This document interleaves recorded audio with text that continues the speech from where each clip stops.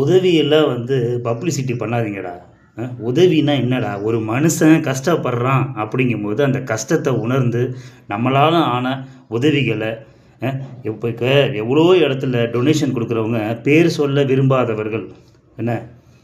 அத அவங்க பெருமையா நினைக்கல. உதவிங்கிறது உதவிக்கரம். அவங்களால முடியல, அவங்களால வாழ்வாதாரம் பாதிக்கப்படுது அப்படின்னு சொல்லி, உதவி பண்ணுறவங்க அந்த பேர கூட சொல்லி சங்கடப்படுத்தக்கூடாது அப்படிங்க நினைக்கிறாங்க. எப்படி சங்கடப்படுத்தக்கூடாதுன்னா, நம்மக்கிட்ட பணம் இருக்குது அப்படிங்கிறத காமிச்சிக்கக்கூடாது அப்படின்னு எண்ணம் படைத்தவர் இன்றைக்கி உலகத்தில் நிறைய பேர் இருக்கிறாங்க. அவங்களாம் முதல்ல பப்ளிசிட்டியே பண்ண மாட்டாங்க.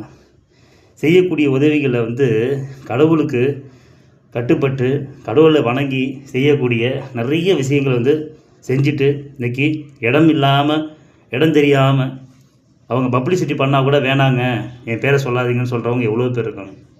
அந்த மாதிரி வாழுங்கடா. ஒரு நடிகருக்கு பார்த்திங்கன்னா, அவன் அன்னைக்கு தான் பிறந்திருக்கான். அப்போ நினச்சிக்கிட்டு அவன் இருக்கும்போது ரத்த தானம் பண்ணுறது, இதெல்லாம் இன்னும் தமிழ்நாட்டில் இன்னும் இந்த மாதிரி பைத்தியக்காரத்தனமாக இன்னும் இப்படி இருக்கிறீங்கிறது தான் எனக்கு கஷ்டமாக இருக்குது.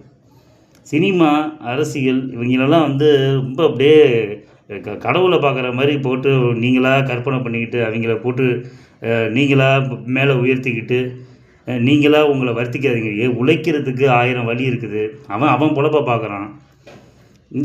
அவங்கவுங்க வேலையை தான் பார்த்துட்ருக்காங்க.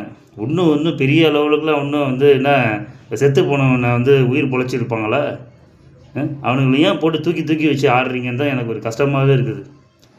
போய் உழைக்கிற வழியை பாரு, பொழைக்கிற பொழப்பை பாரு. நம்ம வீட்டில் ஒரு டியூ கடனை அடைக்க முடியல, அதுக்கு துப்பு இல்லை. என்னையும் சேர்த்து தான் சொல்கிறேன். ஏன் கூத்தாடி பின்னாடியும் அரசியல்வாதி பின்னாடியும் ஏன் பைத்தியக்கார மாதிரி பண்ணிகிட்டு இருக்காங்க? ஏன் பண்ணுறீங்கன்னு தான் நான் கேட்குறேன். முட்டாள்களா? மாறுங்கடா.